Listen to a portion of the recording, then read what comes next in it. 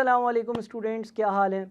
अच्छा, bank reconciliation statement की practice पे बढ़ने से पहले और एक और कॉन्सेप्ट मैं चाहता हूँ कि मैं आप लोगों को डिलीवर कर दूँ, जिसको हम कहते हैं डिसऑनर्ड चेक। जी हाँ, डिसऑनर्ड चेक। अच्छा जी, डिसऑनर्ड चेक क्या होता है। लेट से आपका ओपनिंग बैलेंस बैंक अकाउंट का 5 लाख रुपए है, आपके बैंक स्टेटमेंट में भी 5 लाख रुपए का क्रेडिट बैलेंस शो हो रहा है। आपने किसी से चेक रिसीव किया और वो चेक जो है उसका अमाउंट था 50,000 रुपये।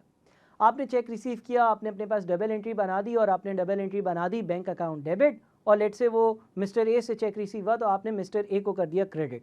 ठीक है जी, आपने अपने पास उसको रिकॉर्ड कर लिया, आपने 5 लाख को 5,50,000 कर दिया।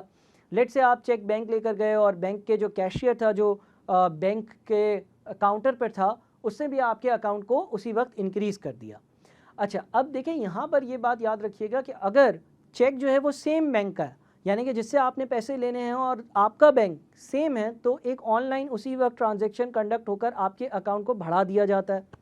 अदरवाइज़ ऐसा हो सकता है कि अगर लेट से आपका बैंक एक्स है और जो आपको चेक रिसीव हुआ है वो बैंक वाई का चेक है, तो आपके अकाउंट को इंक्रीज़ करने में बैंक को 1, 2, 3 दिन लग जाते हैं उस चेक को वेरीफाई करने में।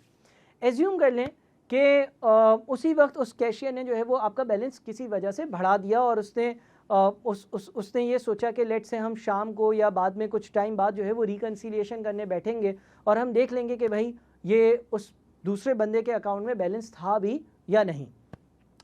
कुछ टाइम बाद ऐसा हुआ कि आपको पता चला या उस बैंक वाले को ये पता चला कि जनाब ये चेक जो है इस पर कोई फॉल्ट है, चेक पे कोई मसला है, चेक का साइन सही नहीं है। अच्छा, उसूली तौर पर वैसे ही उस अकाउंटेंट को वो 50,000 बढ़ाने नहीं चाहिए, लेकिन कभी कभार समटाइम्स ऐसा होता है कि आपका बैलेंस थोड़ा सा इंक्रीज हो जाता है उस चेक के अमाउंट से, बट कुछ टाइम बाद ऐसा पता चला, कुछ टाइम बाद उसके पास ये अलर्ट आया, उसको ये समझ आई, उसको ये पता चला कि सामने वाले के अकाउंट में तो इतने पैसे ही नहीं थे, तो वो बढ़ाना ही नहीं चाहिए आपको उसका अकाउंट।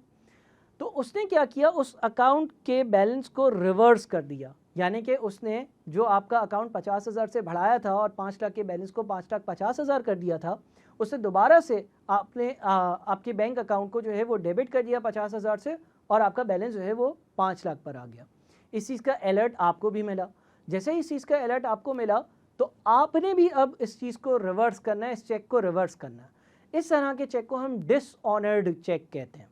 अच्छा, डिसऑनर्ड चेक जो है उसकी डिटेल्स में जाएंगे तो मुख्तलिफ तरह के चेक्स होते हैं, लेकिन अगर हम इसकी सिर्फ डबल एंट्री देखें तो आपने पहले 5 लाख को 5,50,000 कर दिया था, यानी कि आपने बैंक डेबिट और मिस्टर ए को क्रेडिट किया था।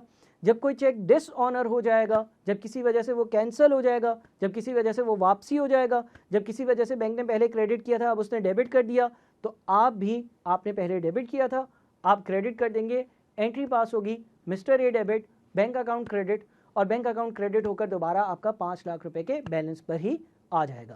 इस तरह के चेक को हम डिसऑनर्ड चेक कहते हैं, और डिसऑनर्ड चेक आपके सवालात में आप देखोगे।